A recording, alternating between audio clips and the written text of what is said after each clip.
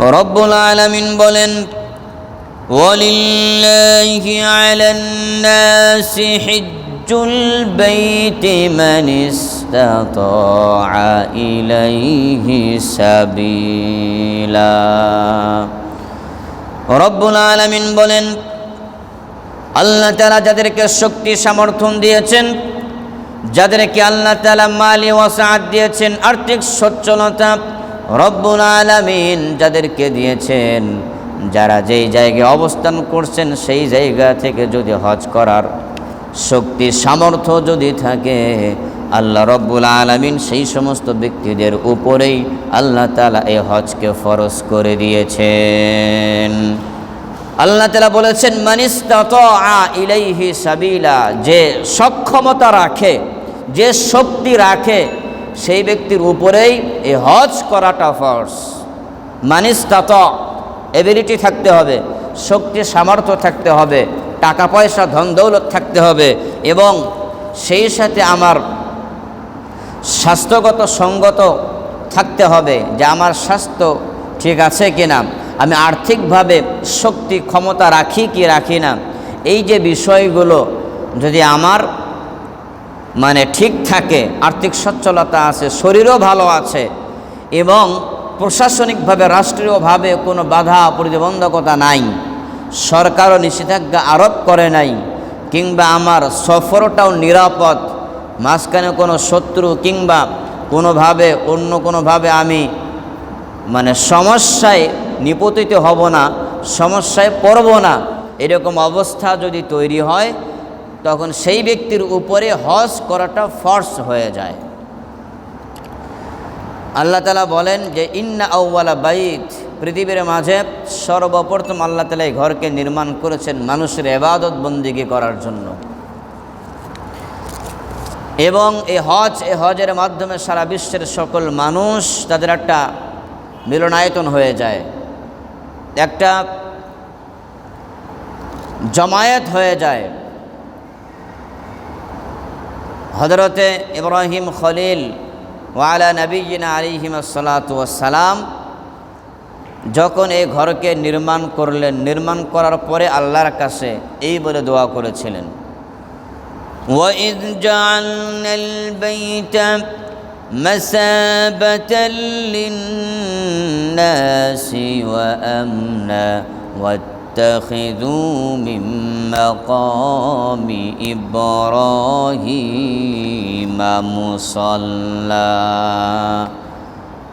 হযরত সাইয়েদনা ইব্রাহিম যখন এই বাইতুল্লাহর নির্মাণ কাজ সম্পাদন করলেন, সম্পাদন করে আল্লাহ তাআলার কাছে এই মর্মে দোয়া করলেন, রব্বুল আলামিন এই বাইতকে, এই ঘরকে, এই বাইতুল্লাহকে মাসাবাতাল লিন-নাসি ওয়া আমনা, পৃথিবীর মানুষদের জন্য একটা মিলনায়তন, একটা সমাবেশ স্থলে পরিণত করে দাও, এবং সেই সাথে এই ঘরকে সারা বিশ্বের জন্য নিরাপদ ঘর হিসেবে সারা বিশ্বের মানুষদের জন্য আল্লাহ তুমি কবুল করে নাও।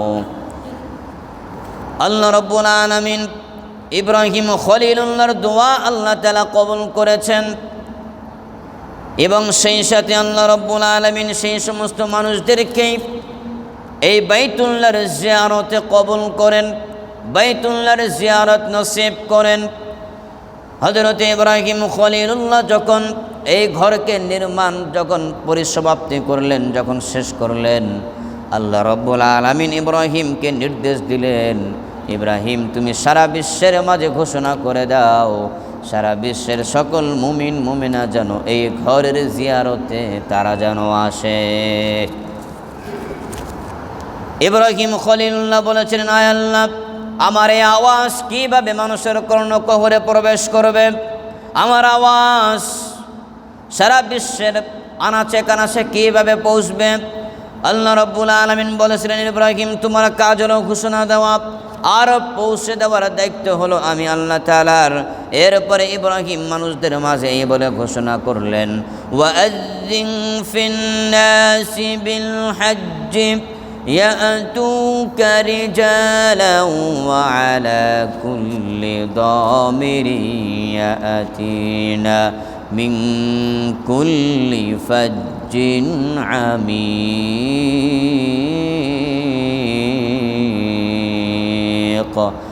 রব্বুল আলামিন ইব্রাহিমকে যখন বললেন ঘোষণা দেওয়ার জন্য, ইব্রাহিম তখন ঘোষণা করলেন। আল্লাহ রব্বুল আলামিন বললেন, ইব্রাহিম ঘোষণা দাও, ইব্রাহিম তুমি ঘোষণা দাও। যখন ইব্রাহিম ঘোষণাপত্র পাঠ করল, আল্লাহ রব্বুল আলামিন বলেন, এই ঘোষণার আওয়াজ আমি আল্লাহ প্রত্যেকটা মুমিন মুমিনা তাদের কর্ণকুহরে পৌঁছে দেওয়ার জিম্মাদারির দায়িত্ব হলো আমি আল্লাহর। আল্লাহ তাআলা বলেন, দেখবা ইব্রাহিম যাদের কর্ণকুহরে আওয়াজটা পৌঁছে যাবে তারা এই ঘরের জিয়ারতে হেঁটে হেঁটে আসবে, হেঁটে হেঁটে এই ঘরের জিয়ারতে তারা আসবে এবং সেই সাথে তারা কৃষকায় উটের উপর সওয়ার হয়ে তারা এই বাইতুল্লাহ তথা এই কাবা শরীফের জিয়ারতে তারা দূর দূরান্ত থেকে তারা আসবে। আমরা যেই দিকে ঘুরে প্রতিদিন নামাজ আদায় করি, আমাদের মাকসাদ কিন্তু পশ্চিম না। এই যে আমরা কেবলামুখী হয়ে পশ্চিম দিকে ঘুরে আমরা বসে আছি, কিছুক্ষণ পরে আমরা সালাতুল জুমা আদায় করব এই পশ্চিম দিকে ফিরে। আমাদের মাকসাদ, আমাদের মতলব কিন্তু পশ্চিম না। আমাদের মাকসাদ হলো, উদ্দেশ্য হলো যে আমাদের বাংলাদেশ থেকে পশ্চিম দিকে আল্লাহর ঘর কাবা তথা কেবলা অবস্থিত বলে আমরা পশ্চিম দিকে ঘুরে নামাজ আদায় করি, ঠিক না? তো পশ্চিম দিকে আমাদের কেবলা বলে, বাইতুল্লাহ বলে, আল্লাহর ঘর বলে আমরা পশ্চিম দিকে ঘুরে নামাজ আদায় করি। তাহলে যেই ঘরকে ঘিরে আমাদের নামাজের অভিমুখটা হয়, আমরা যেই দিকে আমরা অভিমুখী হয়ে নামাজ আদায় করি, সেই ঘরটার জিয়ারত যদি আমাদের নসিবে না হয়, শক্তি সামর্থ্য থাকার পরও, তাহলে আমাদের মতো কপাল পোড়া আহমক নির্বোধ আর কেউ হতে পারে? আমাদের মতো এইরকম কৃপণ আর এইরকম হতভাগা আর কে হতে পারে এই পৃথিবীর জমিনে? কথা বলেন ঠিক না বেঠিক? যাদেরকে আল্লাহ তাআলা শক্তি সামর্থ্য দিয়েছে। আমরা নামাজের মধ্যেও বলি, যারা আরবি নিয়ত যারা আমরা জানি তারা আমরা বলি যে ইকতাদাইতু বিহাদাল ইমাম মুতাওয়াজ্জিহান ইলা জিহাতিল কাবাতিশ শরীফাতি আল্লাহু আকবার। বলেন তো, যারা আমরা আরবিতে নিয়ত করি এই কথাটা আমরা বলি কি বলি না? যে ইকতাদাইতু বিহাজাল ইমাম মুতাওয়াজ্জিহান, অভিমুখী হলাম কোন দিকে? ইলা জিহাতিল কাবাতিশ শরীফা। জিহাদ মানে হলো দিক। আমি কাবা শরীফের দিকে অভিমুখী হয়ে আমি নামাজ আদায় করছি, আল্লাহু আকবার। কথা কোন ঠিক কিনা?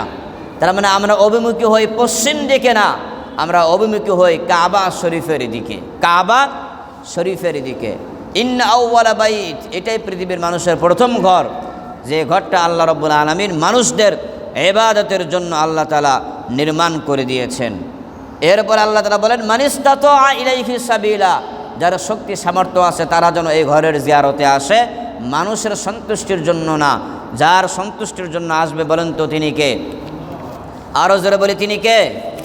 এটাই বলছে, ওয়ালিল্লাহ, আল্লাহর জন্য হতে হবে, লিমারদাতিল্লাহ, আল্লাহর সন্তুষ্টির নিমিত্তেই এ হজ হতে হবে, মানুষের সন্তুষ্টির জন্য না। এরপরে যাদেরকে আল্লাহ রাব্বুল আলামিন এই ঘোষণা যাদের কর্ণকুহরে পৌঁছে গেছে, আল্লাহ রাব্বুল আলামিন যাদেরকে শক্তি সামর্থ্য দান করেছে, তাদের একান্ত দুয়ার ফসলে এবং তাদের ঐকান্তিক চেষ্টার বদৌলতে তাদের হজ করার তৌফিক হয়। আল্লাহ রাসূল সাল্লাল্লাহু আলাইহি ওয়াসাল্লাম বলেন, পৃথিবীর মানুষ শুনে রাখো, এই হজ করলে তোমরা হয়তো মনে করতে পারো টাকা পয়সা খরচ হয়ে যাবে, টাকা পয়সা খরচ হয়ে যাবে, ধন দৌলত খরচ হয়ে যাবে। আমরা মনে করি এই টাকা পয়সা এত হাজার টাকা এত লাখ টাকা খরচ করে আমি হজ করতে যাব, এই টাকাটা থাকলে আমি ব্যবসা করতে পারি, জমি জমা কিনতে পারি, কিংবা আমার ঘরে বিয়ের উপযুক্ত মেয়ে আছে, আমি আমার মেয়ের বিবাহের বন্দোবস্ত করতে পারি, কিংবা আমি আমার ঘরকে পুনর্নির্মাণ করার জন্য যে ঘর আছে এই ঘরটাকে বিল্ডিংয়ে কিংবা আরও সুন্দর করার জন্য, রূপায়িত করার জন্য এই টাকা পয়সা আমি ব্যয় করতে পারি। এই বাহানায়, এই ওয়াসওয়াসায় আমরা অনেক মুসলমান মানুষ আছি এরকম ধোঁকার মধ্যে পড়ে আমরা হজ করতে চাই না। আর মাসআলা হলো আল্লাহ রাব্বুল আলামিন যেই ব্যক্তির উপরে একবার হজকে ফরজ করে দিয়েছেন, যার শক্তি সামর্থ্য আছে, একবার যার উপর হজ ফরজ হয়ে গিয়েছে, এতটা সত্ত্বেও যেই ব্যক্তি হজ আদায় করে নেয় তার জিম্মায় হজটা থেকে গেল, ওই ফরজিয়াত হজটা তার জিম্মায় থেকে গেল মরণের আগ পর্যন্ত। ওই ব্যক্তি যদি হজ যদি আদায় না করে তাহলে এই ফরজিয়াত তরক করার গুনাহ নিয়েই তাকে কবরে যেতে হবে। মানে আপনি মনে করেন এই বছরে আপনার হজ করার শক্তি সামর্থ্য হয়েছে, টাকা পয়সা স্বাস্থ্য সব কিছু আপনার অনুকূলে ছিল, এরপরও আপনি বিভিন্ন টালবাহানায় কিংবা বিভিন্ন ওয়াসওয়াসায় বিভিন্ন অজুহাত পেশ করে ঘর, মেয়ে, কিংবা আমি এখনও যুবক আছি বিবাহ করি নেই, কিংবা আমার ঘরকে নির্মাণ করতে হবে, জমি জমা কিনতে হবে, বা বিভিন্ন বাহানায় আমরা যদি হজ যদি আদায় না করি তাহলে আমার এই বছর যে আমার হজ আমার উপর আল্লাহ ফরজ করে দিয়েছেন, শক্তি সামর্থ্য সব কিছুই ছিল, কিন্তু আমি হজ আদায় করলাম না, পরবর্তীতে আমার অবস্থা চেঞ্জ হতে পারে, পরবর্তীতে আমার যে বর্তমান যে আর্থিক অবস্থা আছে সে অবস্থার মাঝে আমি আর নাই, এরপরও মরার আগ পর্যন্ত এই ফরজিয়াত আমার জিম্মায় থাকবে, মরণের আগ পর্যন্ত ফরজিয়াত আমার জিম্মায় থাকবে। হজ যদি আদায় না করি তাহলে এই ফরজিয়াতকে তরক করার কারণে যে গুনাহ হবে এই গুনাহ নিয়েই আমাকে কবরে যেতে হবে। কারণ আপনি কেন বিলম্ব করলেন? আল্লাহ আপনাকে যখন শক্তি দিয়েছিল তখন আপনি আদায় করেন নাই, আপনি কালক্ষেপণ করে আপনার আর্থিক অবস্থা আপনি নিজের হাতেই আপনি খুঁয়ে ফেলেছেন, নষ্ট করে ফেলেছেন। আপনার এই ওয়াসওয়াসা পৃথিবীর মানুষকে আপনি বুঝাইতে পারবেন, কিংবা আপনি অন্য কাউকে নয়শয় বুঝ দিয়ে আপনি হজ করা থেকে বিরত থাকতে পারবেন, কিন্তু আল্লাহকে আপনি কি দিয়ে বুঝ দেবেন? আল্লাহ তো আপনার মনের অবস্থা জানে। আপনি কেন হজ করেন নাই, কি বাহানা, কি সুতা আপনি দিয়েছেন, এটা আপনি আমাকে বুঝালেন, কিন্তু আল্লাহকে আপনি কিভাবে বুঝ দেবেন? কথা কোন ঠিক না বে ঠিক? আমাকে আপনি বুঝ দেন, আপনি অন্য মানুষকে বুঝ দেবেন, আল্লাহকে তো বুঝ দিতে পারবেন না। আর আমরা মনে করি হজ করলে আমরা দেউলিয়া হয়ে যাব। পৃথিবীর ইতিহাসে আজ পর্যন্ত কোনো নজির নাই, কোনো দৃষ্টান্ত নাই যে কোনো মানুষ হজ করে ওমরা করে দেউলিয়া হয়ে গেছে, গরিব হয়ে গেছে, অসহায় হয়ে গিয়েছে। এই রকম দৃষ্টান্ত পৃথিবীর জমিনে নাই। পৃথিবীর ইতিহাসে এই রকম দৃষ্টান্ত কেউ বলতে পারবে না যে হজ করে ওমরা করে দেউলিয়া হয়ে গিয়েছে। আল্লাহ রাসূল বলেছেন, তোমরা কি আর্থিকভাবে সচ্ছল হতে চাও? তোমরা কি দারিদ্রতা বিমোচন করতে চাও? আর তোমরা কি তোমাদের জিন্দিগির গুনাহগুলো মাফ করাইতে চাও? তাহলে নাসাই শরীফের এবং সহিহ ইবনে খুজাইমার একটা হাদিস আপনাদের সম্মুখে তেলাওয়াত করা হচ্ছে। বিশ্ব নবী রাহমাতুল লিল আলামিন বলেন, তাবিউ বাইনাল হজ্জ ওয়াল উমরা ফাইন্নাহুমা ইয়ানফিয়ানিল ফাকরা ওয়াজ যুনুবা মা ইয়ানফিরুল কিরু খাবাসাল হাদিদি ওয়াজ যাহাবি ওয়াল ফিদ্দা। বিশ্ব নবী বলেন, তোমরা হজ এবং উমরাকে যারা পালন করো, হজ উমরা পালন করার কারণে তোমাদের টাকা পয়সা চলে যায়, টাকা পয়সা চলে যাওয়ার কারণে তোমরা কেউ গরিব দরিদ্র হইবে না, তোমরা কেউ অসহায় হইবে না, ফকির হইবে না।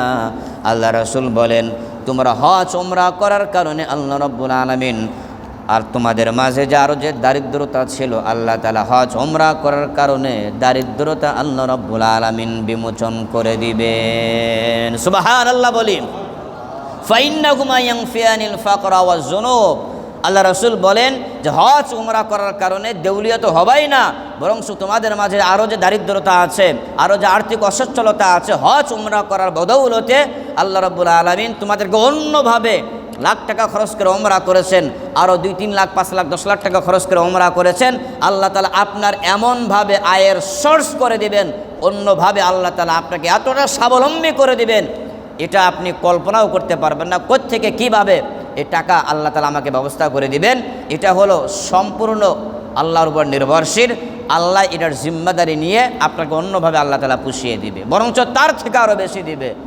শুধু তাই না, আল্লাহ রাসূল বলেন যে হজ ওমরা করলে তোমাদের জিন্দিগির গুনাহগুলোও আল্লাহ রাব্বুল আলামিন মাফ করে দিবেন। বলি সুবহানাল্লাহ। আল্লাহ রাসূলের সাহাবী আমর ইবনুল আস রাদিয়াল্লাহু তাআলা আনহুমা, আল্লাহ রাসূল তাকে লক্ষ্য করে বলছেন, আমা আলিমতা, হে আব্দুল্লাহ, হে আমর ইবনুল আস, তুমি কি জানো আন্নাল হাজ্জা ইয়াহদিমু মা কানা ক্বাবলাহু, তুমি কি জানো যেই ব্যক্তি হজ আদায় করে, এ হজ আদায়ের বদৌলতে আল্লাহ রব্বুল আলামিন তার পেছনের পূর্বের জিন্দেগির গুনাহগুলো ধ্বংস করে দেয়। সুবহানাল্লাহ। এই জন্য হজ করার নিয়ত আছে তো ইনশাআল্লাহ, নিয়ত আছে তো ইনশাআল্লাহ। কৃপণতা, কার্পণ্যতা, বখিলি, কিপটামি এগুলো না করে, বিভিন্ন টালবাহানা, কালক্ষেপণ না করে, আল্লাহ যখনই আমাকে শক্তি সামর্থ্য দান করবে, আর্থিকভাবে শারীরিকভাবে আমার যদি কোনো পার্শ্ব প্রতিক্রিয়া, পার্শ্ববর্তী কোনো ঝামেলা না থাকে, কিংবা আমার রাষ্ট্রীয়, সামাজিক, কিংবা আমার যানবাহনে সওয়ার হওয়ার এইরকম কোনো সমস্যা, প্রতিকূলতা যদি না থাকে, তাহলে আমার সেই বছরেই হজ করা আমার উপর ফরজ হয়ে যায়। টালবাহানা করা যাবে না, কালক্ষেপণ করা যাবে না, বিলম্ব করা যাবে না, আগামী বছরের আশায় ছেড়ে দেওয়া যাবে না। কারণ আগামী বছর পর্যন্ত আপনি বাঁচবেন কি বাঁচবেন না, আগামী বছর পর্যন্ত আপনার এই আর্থিক অবস্থা থাকবে কি থাকবে না, এই গ্যারান্টি তো আমরা কেউ দিতে পারবো না। সুতরাং আল্লাহ আমাকে এই বছর সুযোগ করে দিয়েছে, কালক্ষেপণ না করে, কাল বিলম্ব না করে, সাথে সাথে যেগুলো প্রসেসিং করা দরকার সেই প্রসেসিংগুলো শুরু করে দেওয়া, এবং সেই সাথে হজের জন্য পূর্ণ প্রস্তুতি, পূর্ণ পাক্কা নিয়ত করে ফেলা। আল্লাহ রাসূল আরো বললেন, মান হাজ্জা লিল্লাহি ফালাম ইয়ারফুস ওয়ালাম ইয়াফসুক রাজাআ কায়াউমিন ওয়ালাদাতুহু উম্মুহু, যে ব্যক্তি আল্লাহর সন্তুষ্টির জন্য হজ করবে, ওমরা করবে, আল্লাহ রাসূল বললেন একটা সদ্য নবজাত শিশু পৃথিবীর মাঝে যেরকম নিষ্পাপ অবস্থায় আছে, নিষ্কলুষ অবস্থায় পৃথিবীর মাঝে আসে, যে ব্যক্তি আল্লাহর সন্তুষ্টির জন্য হজ করবে, আল্লাহ রাব্বুল আলামিন তাকে হজ করার বদৌলতে সদ্য নবজাত শিশুর মতোই তাকে নিষ্পাপ বানিয়ে দেয়। বলি সুবহানাল্লাহ। তাহলে হজ করা যাবে তো ইনশাআল্লাহ, হজ করা যাবে। আয়েশা সিদ্দিকা রাদিয়াল্লাহু তাআলা আনহা তিনি আল্লাহ রাসূলকে বলেন, ইয়া রাসূলুল্লাহ হাল আলান নিসা মিন জিহাদ, যে মহিলাদের উপরেও কি জিহাদ আছে, মহিলাদের উপর কি জিহাদ আছে কি নাই, মহিলারা, পুরুষরা যেরকম যুদ্ধের ময়দানে যুদ্ধ করতে যায়, তো মহিলাদের উপর যুদ্ধ আছে কিনা, জিহাদ আছে কিনা। আল্লাহ রাসূল বলেন, নাম বাল আলাইহিন্না জিহাদ, মহিলাদের উপরও জিহাদ আছে, তবে লা কিতালা আলাইহিন্না, তবে তাদের উপর কোনো মারামারি নাই। তাদের জিহাদটা, সংগ্রামটা মারামারি ছাড়া, মানে মারামারি ছাড়া, দাঙ্গা হাঙ্গামা ছাড়া তাদের উপর জিহাদ আছে। সে জিহাদটা কি? আল্লাহ রাসূল সাল্লাল্লাহু আলাইহি ওয়াসাল্লাম তখন বললেন, আল হাজ্জু ওয়াল উমরা, তাদের উপরে জিহাদটা হলো হজ এবং উমরা আদায় করা। বলি সুবহানাল্লাহ। আবু হুরায়রা রাদিয়াল্লাহু তাআলা আনহু তিনি আরো বলেন, বিশ্বনবী বলেন, জিহাদুল কাবীর ওয়াস সগীর ওয়াদ দাঈফ ওয়াল মারআতি আল হজ্জ ওয়াল উমরা। বিশ্বনবী রাহমাতুল লিল আলামিন বলেন, ছোট বাচ্চাদের জিহাদ, বড়দের জিহাদ, দুর্বল মানুষদের জিহাদ, এবং সেই সাথে মহিলা যারা আছে তাদের জিহাদ হলো, আল্লাহ রাসূল বলেন, আল হজ্জ ওয়াল উমরা। দুর্বল যারা আছে, ছোট বাচ্চা যারা আছে, কিংবা মহিলা মানুষ যারা আছে, তাদের জিহাদ হলো যুদ্ধের ময়দানে গিয়ে সশরীরে তরবারি নিয়ে, পিস্তল নিয়ে, ট্যাং নিয়ে, কামান নিয়ে যুদ্ধের ময়দানে শরীক হতে হবে না। তাদের সবচাইতে বড় জিহাদ হলো তাদের হজ এবং উমরা সম্পাদন করাই হলো তাদের সবচাইতে বড় জিহাদ। তার মানে ছোট বাচ্চা যারা আছে, ছোট মানুষ যারা আছে, এবং সেই সাথে মহিলা যারা, দুর্বল যারা আছে, তাদের উপর জিহাদ হলো কি বলেন তো? জিহাদ কি? হজ উমরা করা। কি করা বলেন তো? হজ উমরা করা। মহিলারা কি যুদ্ধের ময়দানে যায়? হ্যাঁ, তাদের জিহাদ আছে, তবে তাদের জিহাদটা হলো লা কিতালা আলাইহিন্না, তাদের মারামারি নাই, কাটাকাটি নাই, দাঙ্গা হাঙ্গামা নাই। তাদের জিহাদটাই হলো তার হজ উমরা, যদি শক্তি সামর্থ্য থাকে হজ উমরা করতে যাবে। আমরা তো কত জায়গায় ট্যুরে যাই, ঘুরতে যাই, আমেরিকা যাই, মালয়েশিয়া যাই, ফিলিপাইন যাই, ইংল্যান্ড যাই, লন্ডন যাই, হানিমুনে যাই, হানিমুন করতে যাই, ঘুরতে যাই, ব্যবসা বাণিজ্য করার জন্য যাই, কিংবা বিভিন্নভাবে আমরা বিভিন্ন কোম্পানি থেকে অফার আসে, যে সে অফারটা যদি আমরা বলি যে আমাকে থাইল্যান্ডে অফারটা না দিয়ে আমাকে মেহরবানি করে সৌদির দিকে এই থাইল্যান্ড, মানে এই ট্যুরটা করে দেওয়া হোক, ট্রাভেলটা করে দেওয়া হোক, এরকম দাবিও তো আমরা করি না। আমরা চিন্তা করি হানিমুনটা আমার হবে মালয়েশিয়া, হবে থাইল্যান্ড। কেন এই নিয়তটা কি করা যায় না যে আমরা বিবাহের হানিমুন না, আমরা বিবাহর পরবর্তীতে স্বামী স্ত্রী সহ দুজনে ইনশাআল্লাহ আল্লাহর ঘর জিয়ারতে আমরা যাব। কথা বুঝতে পারছেন? আল্লাহর ঘরে জিয়ারতে আমরা যাব। মালয়েশিয়া না, সিঙ্গাপুর না, থাইল্যান্ড না, আমেরিকা না, ইউরোপের কোনো কান্ট্রি না, কিংবা বহিরাগত দেশে যদি যাই আমার উইল ফোর্সটা এমন হবে বহিরাগত দেশে গেলেই আমি অন্য দেশে যাব না, সবার আগে আমি সৌদি আরব যাব আল্লাহর ঘর জিয়ারতের জন্য। এরকম নিয়ত কি করা যায় কি যায় না? আরও যেরকম না যায় কি যায় না? এই জন্য নিয়ত করে ইনশাআল্লাহ যাদেরকে আল্লাহ তাআলা আর্থিক সচ্ছলতা দিয়েছেন, যাদেরকে আল্লাহ তাআলা এরকম টাকা পয়সা দিয়েছেন, ধন দৌলত দিয়েছেন, আপনি দেউলিয়া হবেন না, গরিব হবেন না, মিসকিন হবেন না, অসহায় হবেন না, আর্থিকভাবে আপনি অসচ্ছল হবেন না, দেউলিয়াও হবেন না। আপনি আল্লাহর সন্তুষ্টির জন্য হজ উমরা করেন, আল্লাহ আপনাকে অন্য পাশে অঢেল ধন সম্পদ আল্লাহ তাআলা দান করবেন। আর যেই ব্যক্তি ধৃষ্টতা প্রদর্শন করবে, যেই ব্যক্তি এটাকে একটা বাড়তি ঝামেলা মনে করবে, এটাকে অ্যাভাউট করবে, আল্লাহ তাদের ব্যাপারে বলেন ওয়ামান কাফারা ফাইন্নাল্লাহা গনিয়্যুন আনিল আলামিন। আর যেই সমস্ত ব্যক্তিরা হজকে তুচ্ছ তাচ্ছিল্য করবে, তারা দেউলিয়া হওয়ার কারণ মনে করবে, অর্থ টাকা পয়সা একটা অপচয়ের কারণ মনে করবে, এইরকমভাবে যারা ধৃষ্টতা প্রদর্শন করবে, বৃদ্ধাঙ্গুলি যারা প্রদর্শন করবে, আল্লাহ রাব্বুল আলামিন বলেন তোর মতো ব্যক্তিদের হজ উমরা করার দরকার নাই, আমি আল্লাহ তোর থেকে মুখ ফিরিয়ে নিলাম। আর আল্লাহ রাব্বুল আলামিন যার থেকে মুখ ফিরিয়ে নিবে তার অবস্থা কি হবে এটা আল্লাহ ছাড়া কেউ বলতে পারে না। এই জন্য তো বিশ্বনবী ধমক দিয়ে ওয়াইদ দিয়ে ওই সমস্ত ব্যক্তিদের ব্যাপারে বলেছেন। আল্লাহ রাসূল সাল্লাল্লাহু আলাইহি ওয়াসাল্লাম বলেন মান মালাকা যাদান আও রাহিলাতান তুবাল্লিগুহু ইলা বাইতিল্লাহি তাআলা। আল্লাহ রাসূল বলেন আল্লাহ তাআলা যাকে ধন সম্পদ দিয়েছেন, আল্লাহ রাব্বুল আলামিন তাকে জার্নি করার মতো শক্তি সামর্থ্য, আর্থিকভাবে সচ্ছল এবং আত্মিকভাবে শারীরিকভাবে সুস্থ এইরকম অবস্থা আল্লাহ তাআলা যাদেরকে দিয়েছেন, এরপরও যেই ব্যক্তি উমরা হজ করবে না, হজ উমরা করবে না, আল্লাহ রাসূল বলেন ফালিয়ামুত ইয়াহুদিয়ান আও নাসরানিয়ান, সেই ব্যক্তি ইহুদি অবস্থায় মারা যাক কিংবা নাসরা অবস্থায় মারা যাক, এই দায়ভার আমি রাসূল নেব না। তার মানে সেই ব্যক্তি হজ উমরা করার শক্তি সামর্থ্য থাকার পরও যারা হজ উমরা করবে না, সেই ব্যক্তি ইহুদি অবস্থায় নাসরা অবস্থায় বেদ্দিন অবস্থায় মারা যাক, এর দায়ভার আল্লাহ রাসূল সাল্লাল্লাহু আলাইহি ওয়াসাল্লাম নেবেন না। কারণ তার মরণটা ইহুদি অবস্থায় হোক কিংবা নাসারা অবস্থায় হোক, বেদ্দিন অবস্থায় হোক, এই দায়ভার আল্লাহ রাসূল সাল্লাল্লাহু আলাইহি ওয়াসাল্লাম নেবেন না। সেজন্য